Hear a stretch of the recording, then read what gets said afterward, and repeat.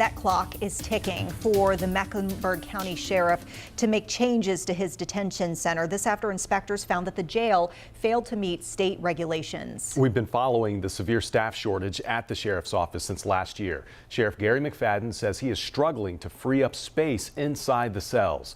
Our Brandon Goldner takes a closer look at one of the reasons why. During his Friday news conference, Sheriff Garry McFadden says he has people inside his detention center waiting more than 2 years for their day in court. He specifically mentioned one person who's been waiting since 2012.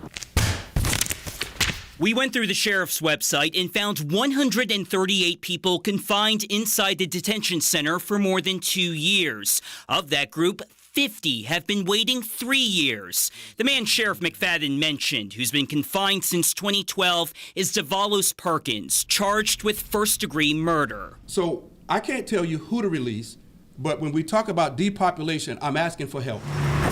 But the Mecklenburg County District Attorney's Office says many of those older cases involve defendants whose mental capacity to stand trial is in question. In a statement, DA Spencer Merriweather says those defendants have not remained in continuous detention in the county because they're traveling back and forth to mental health facilities. Perkins' file shows a history of commitments to Browden Hospital in Morganton and Central Regional Hospital in Butner. Merriweather adds Senior Resident Superior Court Judge Carla Archie recently reviewed some of the county's oldest cases and did not find any undue delays. Well, we hear all the time that justice delayed is justice denied, and that's what's happening here. Attorney Mark Gott says he also has clients out of jail awaiting a judge's attention. I've got another case involving an incompetent man or a man who lacks sufficient capacity, and he was charged with assault in 2019, and the case was just dismissed last week by the district attorney. He says local legal leaders need to look at best practices in neighboring counties